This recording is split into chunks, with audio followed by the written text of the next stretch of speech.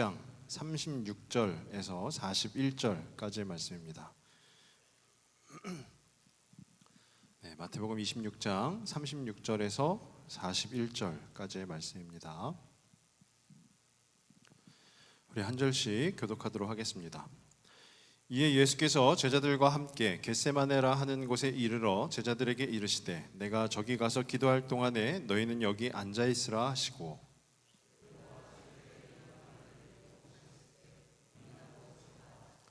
이에 말씀하시되 내 마음이 매우 고민하여 죽게 되었으니 너희는 여기 머물러 나와 함께 깨어 있으라 하시고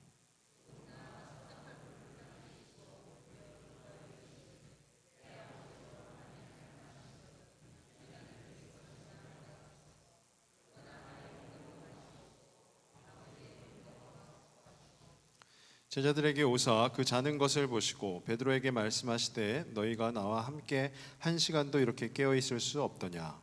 시험에 들지 않게 깨어 기도하라. 마음에는 원이로되 육신이 약하도다 하시고 아멘. 제가 입은 셔츠가 혹시 잘 어울리나요? 네. 저희 집사람에게 어때라고 했더니 하얀 곰 같다고 하더라고요. 그래서 뭐 하얀 곰이면 어떻습니까? 시원하기만 하면 됐죠. 그래서 이 8월 주제가 안식인데요. 이 설교자가 안식을 누릴 수 있는 방법이 뭐가 있을까? 그래, 넥타이를 벗으면 되겠다. 또 이 마이를 벗으면 되겠다. 해서 아주 너무 좋습니다. 너무 시원하고요. 너무 좋습니다. 이번 8차 60일 은혜로 기도의 주제가 안식인데요. 이 안식이라는 말은요. 편히 쉼이라는 뜻을 가지고 있어요. 편히 쉼. 그런데 우리가 이번 기도회에서 함께 나눌 이 안식이라는 것이 단지 편히 쉬는 것이라면 우리가 함께 모여서 이렇게 예배하고 할 필요가 없겠죠. 그냥 각자 집에서 편히 쉬면 될 줄로 생각이 됩니다. 그런데요, 저는 이 안식이라는 주제를 가지고 묵상을 하면서 이 안식이라는 주제 앞에 하나의 수식이 필요하다라는 생각을 하게 됐어요. 그게 어떤 수식이냐 하면은요, 성도의 안식이라는 거예요. 그냥 안식이 이 세상에 있는 어떤 사람의 안식이 아니라 성도의 안식, 즉 예수님을 믿는 성도, 그 성도의 안식이란 과연 무엇일까라는 것이죠. 제가 말씀을 준비하면서 계속 곱씹고 또 곱씹었습니다. 그 성도의 안식이라는 것이 과연 무엇일까 했을 때 제가 내린 결론은요, 하나님으로 채우는 것, 그것이 성도의 안식이다라는 거예요. 하나님으로 채우는 것. 우리는 그것을요 묵상이라고 표현을 합니다. 묵상. 몇 해 전에 우리 코로나가 창궐했을 때요, 저희 교회에서도 슬기로운 큐티 생활이라고 해서 다 기억나시죠? 그때 큐티 하는 캠페인을 했던 것으로 저도 알고 있는데요. 이 큐티라는 것이 무엇일까요? 성경 말씀을, 즉 하나님의 말씀을 읽고 또 읽는 것에서만 끝내는 것이 아니라 그 말씀을 묵상하는 것이죠. 계속 곱씹고 또 곱씹으며 묵상을 하는 것. 그래서 그날 하루에 그렇게 하루하루를 살아가는 우리를 하나님으로 채우는 것, 그것이 바로 큐티라는 거예요. 그리고 그 큐티를 묵상이라고도 한다라는 것입니다. 큐티가 뭐의 약자인가 하면은요, quiet time이라고 해요. 영어로 quiet time이라고 하는데 조용한 시간입니다. 조용한 시간. 즉 하나님 앞에 잠잠히 나아가는 것을 의미하는 것이죠. 그래서 저는요, 이 진정한 성도의 안식이란 바로 그 하나님으로 채우는 것, 그 하나님을 묵상하는 것, 그 하나님 앞에 잠잠히 나아가는 것, 그것이 바로 이 성도의 안식이다. 그렇게 정의를 내리고 싶습니다. 그런데 오늘 이 말씀의 제목이요, 성도의 안식이란 무엇일까? 이런 게 아니라 큐티가 어려운 이유라는 거예요. 하나님 앞에 조용히 나아가는 것, 하나님의 말씀을 묵상하는 것, 그것이 큐티라고 했는데 그 큐티가 어렵다라는 것이죠. 이것을 바꿔서 말하면은요, 묵상하는 것이 쉽지 않다라는 거예요. 또 좀 더 나아가 보면 성도가 안식을 누리는 것이 쉽지 않다라는 것이죠. 그래서 저는 오늘 이 말씀을 통해서요, 왜 그런지, 우리가 왜 큐티를 하는 것이, 왜 하나님을 묵상하는 것이 어려운지 한번 생각해보는 시간을 갖기를 원합니다. 오늘 본문은요, 예수님께서 십자가에 달리시기 전날 그 한밤중에 겟세마네 동산에서 기도하시는 장면이에요. 이게 마태, 마가, 누가복음 이 세 복음서의 이제 평행 본문으로 기록이 되어 있는데요. 그 중에 하나인 누가복음의 말씀을 보시면 예수님이 겟세마네 동산에 가셨다라고 하잖아요. 근데 습관에 따라 가셨다라고 해요. 누가복음에 보면은요, 습관에 따라. 그러니까 예수님께서는요, 자주 이 겟세마네 동산에서 기도하셨다는 것을 알 수가 있는 것이죠. 예수님이 겟세마네 동산에 가시면 주님이 기도하러 가셨구나라고 우리도 알 수가 있는 것입니다. 그런데 한 가지 특이한 점은요, 제자들을 데리고 같이 가셨다라는 거예요. 그리고 그 제자들에게 말씀하시기를 깨어 기도하라라고 말씀을 하시죠. 그것이 나와 함께 기도해 주라라는 거예요. 어떤 부분을 기도하냐 하면은요, 예수님께서 십자가를 앞두시고 바로 그 다음 날 십자가를 짊어지시거든요. 그러니까 예수님께서 십자가를 앞두시고 고민하고 슬퍼하셨다라고 이 말씀은 기록을 하고 있습니다. 우리 38절 말씀인데요, 38절을 한번 보시면 이에 말씀하실 때 내 마음이 매우 고민하여 죽게 되었으니, 예수님이 지금 십자가를 앞두시고 그 마음에 번뇌가 심하신 거예요. 그러면서 이어서 하시는 말씀이 너희는 여기 머물러 나와 함께 깨어 있으라, 깨어서 기도하라, 같이 기도하자라는 것이죠. 그리고 이제 예수님이 기도를 하세요. 그런데 제자들은 그럼 같이 기도했느냐? 근데 말씀해 보면 제자들은 잠이 들었다라고 합니다.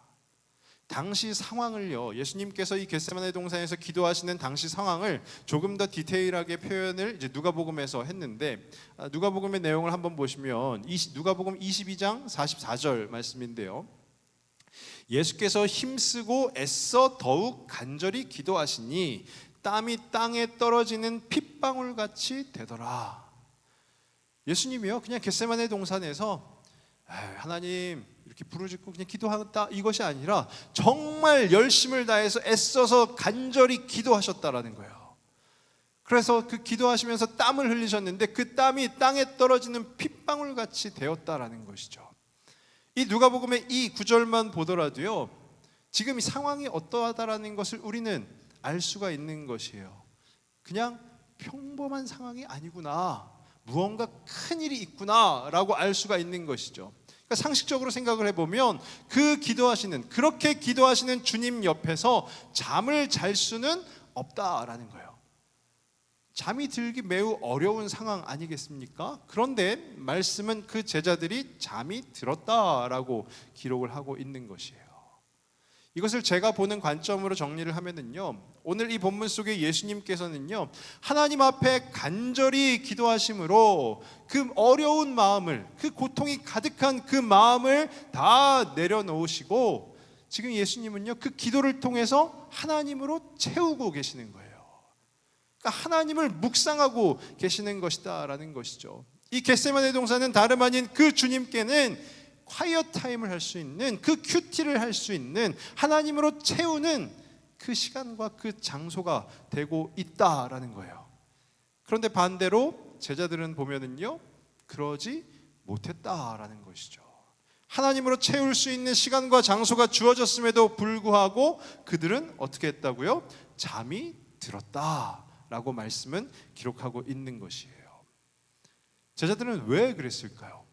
그렇게 예수님이 지금 애써서 간절히 기도하시면서 땀방울이 핏방울처럼 되는 그 아주 진짜 보편적이지 않은, 평범하지 않은 그 상황 속에서 제자들은 왜 잠이 들었을까요? 저는 오늘 이 본문을 통해서요, 제자들이 왜 잠이 들었을까? 그리고 또 그 묵상하는 것이 왜 그렇게 어려울까? 그러니까 큐티가 어려운 이유잖아요.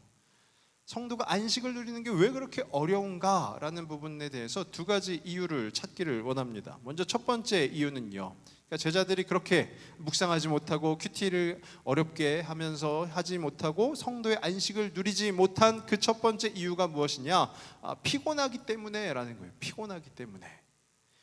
오늘 예수님께서 겟세마네 동산에 가시면서 동행한 이들이 있습니다. 말씀해 보니까요, 예수님께서 베드로와 세베대의 두 아들을 데리고 가셨다라고 나와요. 세베대의 두 아들은 다름 아닌 야고보와 요한이죠. 예수님의 12제자 중에 야고보와 요한입니다. 그런데 다른 제자들은 어떻게 하셨느냐 하면은요, 36절 말씀인데요, 36절에 보시면 이에 예수께서 제자들과 함께 겟세마네라는 곳에 이르러, 여기서 이야기하고 있는 제자들은 베드로와 세베대의 두 아들, 즉 야고보와 요한, 즉 3명만을 이야기하는 것이 아니고요, 함께 이 직전에 최후의 만찬을 했거든요. 최후의 만찬에 참여했던 11제자 같이 간 거예요. 같이 갔어요. 같이 갔는데 그곳에 이르러서 제자들에게 이르시되 내가 저기 가서 기도할 동안에 너희는 여기 앉아 있으라 라고 하신 거예요. 여기 앉아 있으라가 뭐죠? 여기서 좀 쉬어라 라는 거예요. 여기서 좀 쉬어라. 그런데 이어지는 37절 말씀을 보시면은요, 베드로와 세베대의 두 아들을 데리고 가실세. 그 11명의 제자 중에 예수님의 제자는 12명인데 왜 11명입니까? 가룟 유다 1명 빠졌습니다. 이 11명의 제자 중에 나머지는 다 너희는 여기 앉아 있으라 하시고, 누구만요? 베드로와 세베대의 두 아들, 즉 야고보와 요한을 픽하셔서 그들을 데리고 가셨다라는 거예요. 근데 그 말씀 가운데 예수님이 고민하고 슬퍼하셨다라는 것이죠. 그러면서 예수님께서 이 베드로와 야고보와 요한에게 말씀하세요. 깨어 있으라. 함께 기도하자. 예수님이 다른 제자들은 너희는 여기서 쉬어라, 앉아 있으라 하시고 왜 그 3명만 그렇게 했을까요? 믿을 만한 제자들이기 때문이에요. 믿을 만한 제자들. 제자 중에서도 믿을 만한 제자들. 내일 당장 십자가에 매달려야 되는데 그 고통을 함께 나눌 수 있을 법한 제자들. 그런데 말씀은 그 믿을 만한 제자들이 잠이 들어버렸다라는 거예요. 우리는 여기서 생각을 해봐야 하는 것입니다. 무엇이냐면요, 그들이 왜 잠이 들었을까? 피곤했다라는 거죠. 피곤했다. 이 말씀의 배경을 보면은요, 우리가 흔히 알고 있는 고난주간이라고 하죠. 고난주간 중에 목요일 밤의 이야기예요. 목요일 밤. 고난주간 중에 예수님께서 금요일에 십자가에 매달리시죠. 목요일 밤이에요. 그러니까 그 전 주일, 우리가 종려주일이라고 표현하는 주일에는 예수님께서 예루살렘 성에 입성하셨어요. 그리고 그 다음 날은 성전을 청결하시고요, 등등등등. 지금 주일부터 시작해서 월, 화, 수, 목까지 예수님이 많은 일들을 하시는데 제자들이 같이 항상 다닌 거예요. 그러니까 지금 아주 제자들은 고된 스케줄을 소화했다라는 것이죠. 그래서 바쁜 시간들을 보내고 지금 목요일 저녁에 이제 최후의 만찬을 같이 예수님하고 제자들이 나누었어요. 그리고 그곳에서 요한복음에 보면 예수님이 고별 설교하신 내용도 나오고요. 꽤 늦은 시간입니다. 한밤중이라는 거예요. 한밤중. 그리고 그때 예수님이 겟세마네 동산으로 가신 것이죠. 계속해서 고된 스케줄을 보낸 제자들이 이 한밤중이 되었을 때 어떠할까요? 가만히 있어도 눈꺼풀이 감기지 않겠습니까? 그러니까요, 이 제자들 입장에서 보면 이들이 이 겟세마네 동산에서 잠이 들었다라고 하는 것은 어떻게 보면 당연한 일이라고 저는 생각이 되는 거예요. 당연한 일 아닌가? 그 밤중에 얼마나 피곤하겠어. 그러면서 예수님도 부연 설명을 하세요. 뭐라고 하시냐면 41절 말씀에 보시면 시험에 들지 않게 깨어 기도하라. 마음에는 원이로되 육신이 약하도다. 육신이 약하다. 너희가 자는 거, 잠이 드는 거 당연하다. 육신이 약하기 때문에 이 한밤중에 얼마나 졸릴까. 육신이 약하다. 그런데 이 41절 말씀을 뒤집어서 한번 생각을 해보면요, 육신이 약하게 되면 어떻게 되냐? 시험에 든다라는 거예요. 말씀 가운데 그렇게 얘기하잖아요. 시험에 들지 않게 깨어 기도하라. 잠들지 말아라. 한데 육신이 약해서 잠이 들면 시험에 들 수 있다. 시험에 든다라는 것이죠. 이 시험에 든다라는 것이 무엇일까요? 하나님으로 채우는 것, 그 묵상과는, 그 성도의 안식과는 정반대의 결과를 도래하는 것 아니겠습니까? 다시 한번 얘기하면 이 제자들은요, 너무너무 피곤했다라는 거예요. 피곤했다. 요즘에요, 그 MBTI라는 게 굉장히 큰 유행을 하고 있습니다. 이 사람의 어떤 성향을, 기질을 16가지의 그 영문으로 된, 저는 ENFP거든요. 그것처럼 이렇게 표현을 하는 건데, 그 중에 맨 앞부분에 I와 E가 있어요. 영문으로 I와 E. 이게 사람이 내향형 사람이냐 아니면 외향형 사람이냐라는 거예요. 이것을 조금 더 쉽게 설명을 드리면 집에 있음으로써 에너지가 좀 충전이 되시는 분들을 I로 보시면 되고, 밖에 나가서 돌아다녀야 에너지가 충전이 되는 분들을 보면 E라고 생각을 하시면 됩니다. 그런데 저는 제가 결혼을 했습니다. 아내가 있다는 얘기죠. 근데 저희 아내는 극 I예요. 그냥 조금 I도 아니고 극 I.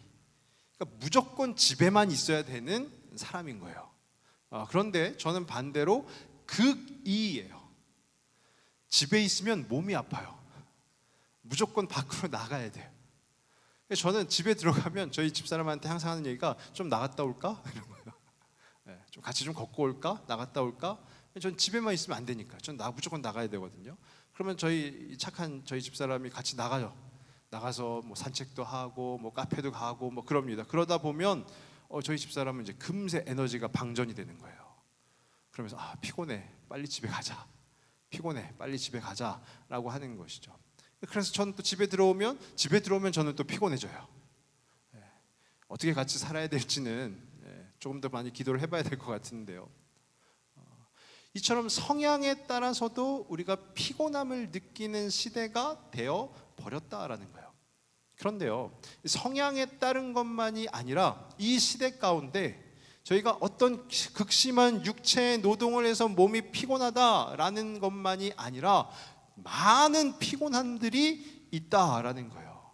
그래서 어떤 목사님은 이런 말씀을 하시더라고요. 요즘 사람들이 피곤해하는 이유는 단 하나다. 그 단 하나가 무엇이냐 하면은요, 스마트폰 때문이다라는 거예요. 스마트폰 때문이다. 왜 그런가 하면은요, 손에서 이 전화기를 놓지 않는다라는 거예요. 어쩌면 이것이 젊은 세대에 국한되는 이야기일 수도 있습니다. 그런데요, 제가 면면히 이렇게 들여다 보니까요, 이거는 젊은 세대하고는 상관이 있는 것이 아니라 성향하고 상관이 있는 거예요. 이 중에 연세 있으신 분들도요, 핸드폰 계속 보시는 분들 반드시 계실 거예요. 그리고 젊은 세대라고 해도요, 핸드폰 잘 안 보는 분들도 있어요. 그건 성향이 그런 거예요. 그런데 많은 이들이, 상당수의 이들이 이 핸드폰을 손에서 놓지 않는다라는 것이죠. 그러니까 전화 통화를 하는 것이 주 목적인 이 전화기가 아주 여러 기능들을 갖게 되면서 그 안에 우리 사람들이 빠져든다라는 거예요. 근데 그 빠져드는 것이 이제 피곤과 직결이 된다라는 것이죠. 그래서 혹시 쇼츠라는 거 들어보셨나요? 릴스라는 거 들어보셨어요? 틱톡. 지금 이게 도대체 무슨 얘기야? 라고 생각이 드시는 분들은 아직은 스마트폰하고 그렇게 친하지 않으신 거예요. 그런데 쇼츠 알지. 릴스 당연히 알지. 틱톡 그 나도 얼마나 잘하는데. 이렇게 생각이 드시는 분이 혹 계시다면 이분들은 정말 손에서 스마트폰을 놓지 않으시는 분들이다라는 거예요. 이 쇼츠, 릴스 이런 거 뭐냐면요, 영상을 짧게 만들어요. 그래서 사람들로 하여금 쭉 이렇게 빨려 들어가게 만들어요. 그래서 계속 다른 영상들을 보는 거예요. 이 영상 봤다가 다른 영상 봤다가 막 하다 보면은요, 영상 몇 개 안 본 것 같은데 1시간, 2시간이 훌쩍 가 있는 놀라운 일을 경험을 하게 되는 것이죠. 또 요즘 우리 아이들 있잖아요. 우리 자녀들 같은 경우에 뭐 그런 이 스마트폰 관련해서 뭐 영상이나 이런 거 안 보는 친구들이 없잖아요. 우리 자녀들의 특징이 있는데 무엇이냐면요, 이 영상을 보더라도, 쉽게 얘기하면 뭐 유튜브나 이런 영상을 보더라도 진득하게 앉아서 여유 있게 보는 친구들이 거의 없어요. 영상을요, 손으로 탭탭 이렇게 툭툭 치면 어떻게 되는지 아십니까? 5초가 넘어가요. 이 영상을 처음부터 끝까지 진득하게 보는 것이 아니라 빨리빨리 넘겨가면서 자기가 보고 싶은 부분만 골라서 본다라는 거예요. 특히나 시간이 금이다라고 생각하는 이 젊은 세대의 경우에는요, 드라마나 영화를 보더라도요, 이것을 1배속으로 보지 않고 1.5배속, 2배속 이렇게 봅니다. 왜냐하면 2시간짜리 영화라고 했을 때 1배속으로 보면 2시간이 걸리지만 2배속으로 보면 1시간이 걸리잖아요. 자신의 시간을 아낄 수 있는 거예요. 그러면서 더 많은 영상들을, 더 많은 어떤 그 정보들을 습득하게 된다라는 것이죠. 어떻게 보면 여기까지는 참 좋은데요, 문제가 하나 있어요. 어떤 문제냐 하면 그걸 너무 늦게까지 봐요. 밤 늦은 시간까지도, 심지어 자려고 누워서도 핸드폰은 계속 손에서, 그렇게 되는 경우가 있다라는 거예요. 비단 이것이 우리의 자녀들만의 문제일까요? 몇 해 전에 어떤 한 권사님이 저에게 오셔서 고민이 있다고 하시는 거예요. 어떤 고민이세요? 했더니 본인이 밤에 자려고 누웠는데 유튜브를 너무 많이 보신다는 거예요. 유튜브를 보다 보면 막 새벽 2시, 3시는 금방이라는 거예요. 그래서 이분은 굉장히 진지하게 내가 이게 병원에 가봐야 되는 거 아닌가라는 고민이 되신다라는 거예요. 제가 그 권사님께 말씀드린 건 저도 종종 그렇습니다. 공감을 하는 거죠. 그것이 큰 문제는 아닙니다. 저도 종종 그렇습니다. 한번 같이 그래도 줄여보시죠. 이렇게 말씀을 드렸어요. 이것은 비단 우리 자녀들에게만 나타나는 것은 아니고요. 우리의 어른들도 그런 분들이 요즘 이 시대에 많이 계시다라는 거예요. 그래서 모든 것이 빨리빨리 가는 그 시대가 되었다라는 것이죠. 저는요, 이것이 영적 피곤 상태라고 봅니다. 우리가 막 육체적인 노동을 해가지고요, 몸이 힘들고 피곤하다 이것이 아니라 어떤 그 전자기기로 인하여서 우리 가운데 영적인 피곤한 상태가 쭉 이어지는 거예요. 그러니 어떻게 될까요? 자연스레 묵상과는 멀어질 수밖에 없는 것이에요.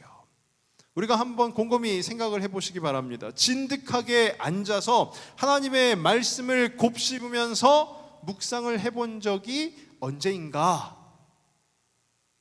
잘 기억이 나시지 않는다면 오늘 이 말씀이 그분들에게 큰 도전이 되었으면 좋겠습니다.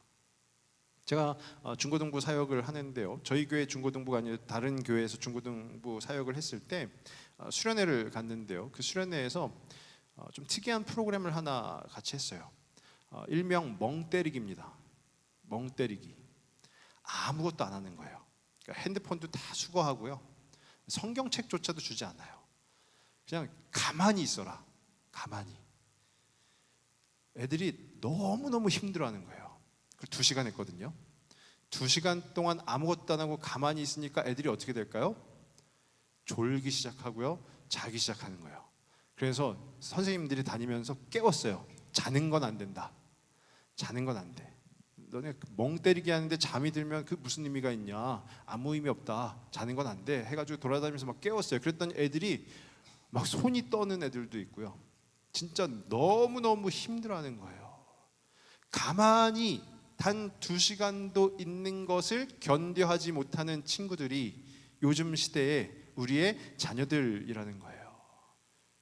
근데 우리는 어떻습니까? 우리도요, 하나님 앞에서 진득하게 앉아서 잠잠히 그 하나님 앞에서 기도하십시오. 얼마나요? 2시간 하십시오. 3시간 하십시오. 그러면은요, 엉덩이가 들썩들썩 하시는 분들이 꽤 많이 계실 거예요. 이 묵상이라는 것이, 이 큐티라는 것이 그만큼 우리에게 힘든 시대가 되었다라는 것이죠. 예전에는 일을 많이 해가지고요, 육체적인 노동을 많이 해서 피곤한 시대였다면 지금은 이 영적인 피곤이 가득한 시대라는 거예요. 그러니 우리에게도 그 큐티라는 것이, 그 묵상이라는 것이, 그 성도의 안식이라는 것이 얼마나 어렵겠습니까? 저는 감히 말씀드립니다. 그 영적인 피곤을 덜어내고 하나님 앞에 잠잠히 나아가는 저와 우리 모든 성도분들이 되시길 간절히 소망합니다. 우리는 그 주님 앞에 잠잠히 나아가야 되는 거예요. 그 주님 앞에 진득하게 앉아서 하나님이 뭐라고 말씀하시나 기다리고 또 기다려야 되는 줄로 믿습니다. 그것이 바로 이 성도의 참된 안식을 누리는 방법이다라는 것이죠. 그럼 두 번째로 그 제자들이 그 안식을 누리지 못한, 그 묵상을 하지 못한 이유가 무엇인가 하면은요, 두 번째는 나를 믿기 때문에라는 거예요. 첫 번째는 피곤하기 때문에였다면 두 번째는 나를 믿기 때문에라는 겁니다.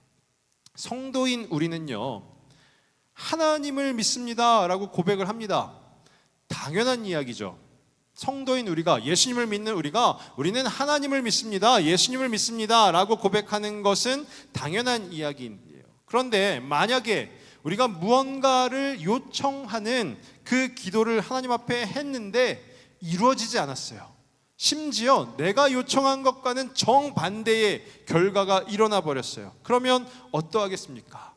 그럼에도 불구하고 그래도 하나님을 믿습니다 라고 고백을 하신다면 믿음이 좋으신 거예요.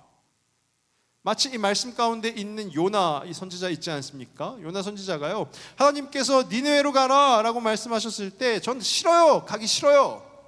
그리고 때마침 항구에 내려갔더니 저 멀리 아예 반대편인 다시스로 가는 배가 있다. 야, 이것이 하나님의 뜻이야 하고 그 배를 타지 않았습니까? 그런데 우리는 분명히 알고 있습니다. 그 배를 타는 것이 하나님의 뜻이 아님을 우리는 분명히 알고 있어요. 오늘 이 본문 속에서도요, 예수님께서도 오늘 십자가를 앞두시고 많은 고뇌와 그 고민과 힘듦과 그 고통이 있으셨음에도 불구하고요, 기도하시면서 어떻게 기도하셨냐 하면은요, 39절인데요. 39절 말씀에 조금 나아가서 얼굴을 땅에 대시고 엎드려 기도하여 이르시되 내 아버지여, 만일 할만하시거든 이 잔을 내게서 지나가게 하옵소서. 그러나 나의 원대로 마시옵고 아버지의 원대로 하옵소서라고 기도하셨다라는 거예요. 아주 심각한 큰 고통 속에 앞에 두고 있는데도 불구하고 나의 원대로 마시옵고 아버지의 원대로 하옵소서라고 기도하셨다라는 것은요, 하나님을 전적으로 신뢰하셨다라는 거죠. 이 예수님은요, 하나님을 전적으로 신뢰하셨다라는 거예요. 자기 자신보다 하나님을 믿었다라는 거예요. 그런데 이 말씀에 등장하고 있는요, 지금 깨어서 기도하지 못하고 잠이 들어버린 그 세 명의 제자 중에 한 명인 이 베드로에 대해서 잠깐 보면은요, 그 직전에 무슨 일이 있었는가 하면은요, 최후의 만찬이 있었어요. 그 최후의 만찬 말미에 이런 부분이 있습니다. 우리 31절 말씀인데요, 31절에 그때 예수께서 제자들에게 이르시되 오늘 밤에 너희가 다 나를 버리리라 기록된 바 내가 목자를 치리니 양의 떼가 흩어지리라 하였느니라. 최후의 만찬 말미에 예수님께서 말씀하시는 거예요. 오늘 밤에 너희가 나를 다 버릴 거야. 베드로가 근데 뭐라고 하냐면요, 33절입니다. 33절에요. 베드로가 대답하여 이르되 모두 주를 버릴지라도 나는 결코 버리지 않겠습니다. 고백해요. 모두 주를 버릴지라도 저는 결코 버리지 않겠습니다. 거기에 대해서 예수님이 또 이어서 말씀하십니다. 34절에요. 예수께서 이르시되 내가 진실로 내게 이르노니 오늘 밤 다굴기 전에 내가 나를 3번 나를 부인하리라. 저희가 너무너무 잘 아는 말씀이죠. 예수님께서 이렇게 말씀하시는데 여기에 대해서 베드로가 또 뭐라고 하냐면 35절입니다. 베드로가 이르되 내가 주와 함께 죽을지언정, 아주 굳은 결의를 보여주는 거죠. 내가 주와 함께 죽을지언정 주를 부인하지 않겠나이다 하고 모든 제자도 그와 같이 말하니라. 결코 버리지 않겠습니다. 내가 죽을지언정 그런 일은 없습니다. 단언을 하는 거예요. 단언을. 그런데 우리는 알고 있죠. 바로 몇 시간 후에 무슨 일이 일어나는지 알고 있어요. 예수님의 말씀대로 베드로가 3번 부인하지 않습니까? 이를 통해서 우리가 알 수 있는 것은 무엇이냐면요, 그 베드로는 예수님을 믿는 것처럼 보였으나 정작 자기 자신을 믿었다라는 것이죠. 하나님을 믿는 것처럼은 보였으나 정작 자기 자신을 믿었다라는 거예요. 어쩌면은요, 예수님의 말씀을 들었을 때 네가 나를 3번 부인하리라 말씀을 들었을 때요, 정말로 100% 하나님만을 신뢰하는 사람이었다면 바로 그 자리에서 꿇어 엎드려서 주님, 제가 정말로 연약한 존재입니다. 그럼 어떻게 해야 될까요? 제가 부인하지 않으려면 어떻게 해야 될까요? 하라고 하지 않았을까요?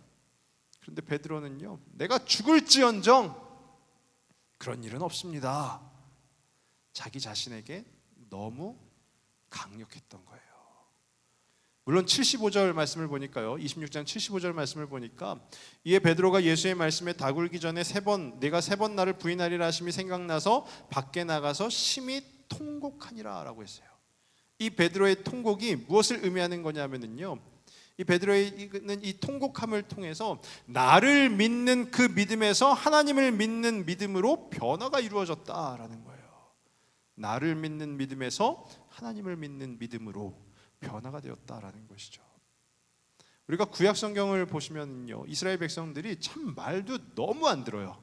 하나님이 이렇게 해라라고 하는데도요, 다 자기들 좋을 대로만 하고 그래요. 출애굽할 때도 어떠합니까? 모세가 산에서 하나님을 만나고 있을 때 그 밑에서 그거 기다리지 못해가지고 금송아지 만들어서 그 앞에 절하지 않습니까? 그리고 왕국을 세워가지고요, 통일왕국을 세웠는데 그조차도 하나님의 말씀을 어겨서 나라가 둘로 분열이 되게 되죠. 그리고 심지어는 그 두 나라가 하나님의 심판을 받아서 멸망에 이르기까지 되는 거예요. 왜 그렇습니까? 하나님이 섬기지 말라고 하는 바알, 아세라 등등 그 우상들을 지속적으로 섬겼기 때문에 그런 것 아닙니까? 이스라엘 백성들은요, 기다리지 못했던 거예요. 하나님께서 일하실 것을 기다리지 못했던 거예요. 하나님의 뜻이 더디다 생각하고 자기들 입맛에 맞추어서 경배의 대상을 자기들 마음대로 바꾸어 버린 것이죠. 그것이 하나님을 믿는 믿음이라고 할 수가 있을까요? 자기 자신을 믿는 믿음이다라는 것이죠. 우리가 하나님 앞에 기도할 때요, 우리의 간구를 막 쏟아냅니다. 그런데요, 뭐 간구하는 거, 요청하는 것도 너무 좋아요. 그런데 그보다 중요한 거는요, 하나님의 뜻을 듣는 거예요. 하나님의 마음을 깨닫는 겁니다. 그것이 이루어지지 않으면 우리는 내 생각대로 우리의 신앙을 영위해 간다라는 것이죠. 그런데 물론 하나님께서 우리가 바로 연락하시면 바로 답이 오고 그러시나요? 그렇지 않아요. 기다려야 돼요. 진득하게 기다려야 돼요. 잠잠히 하나님의 뜻을 좀 들으려 하면은요, 자꾸 이 안에서 어떤 생각이 드냐면, 이렇게 하면 어떨까? 저렇게 하면 어떨까? 하는 내 안의 목소리가 계속 나오는 거예요. 그리고 나중에는요, 그것이 하나님의 뜻인 것처럼 받아들이고 생각하면서 응답을 받았구나 라고 여기는 경우도 왕왕 있다라는 것이죠.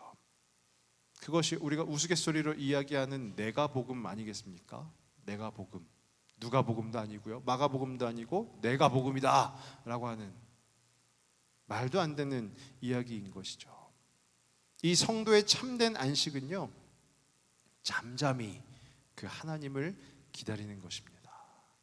하나님께서 말씀하실 때까지, 그때가 언제이든지 상관없이 하나님을 기다리는 거예요.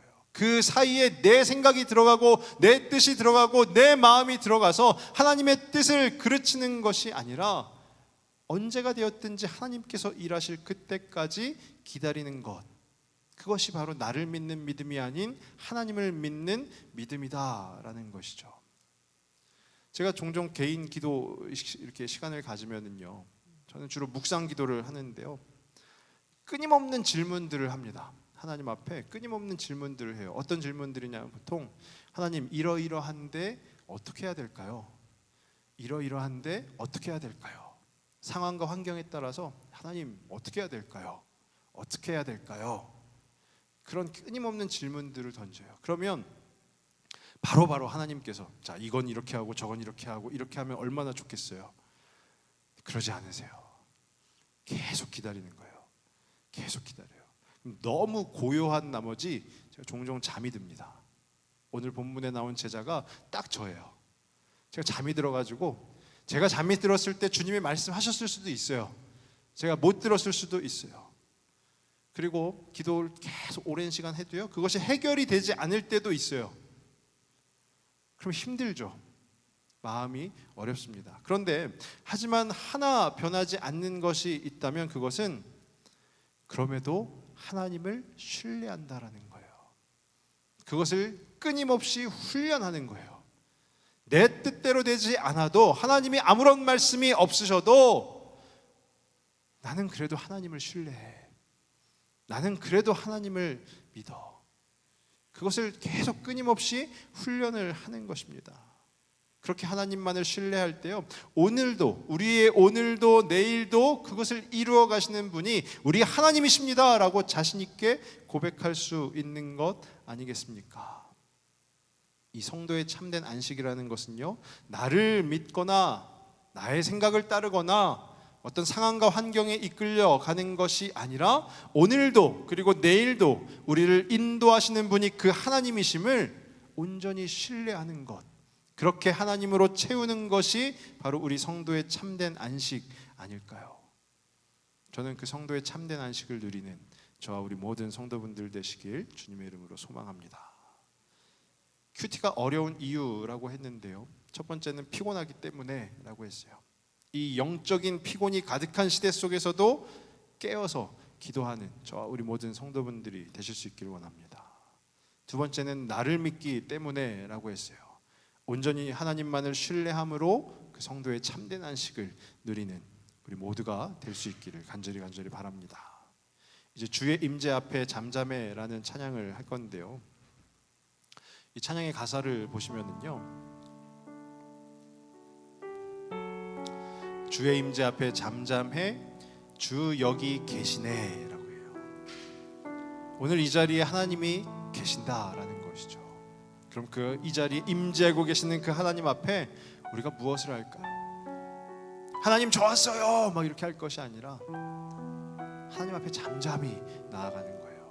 하나님께서 말씀하시도록, 하나님께서 인도하시도록, 하나님께서 역사하시도록 그 주님 앞에 우리가 잠잠히 나아가면은요, 우리 하나님께서는요 반드시 일하시고 역사하시는 분인 줄로 믿습니다. 우리가 그 하나님을 함께 마음을 다해서 같이 고백했으면 좋겠습니다.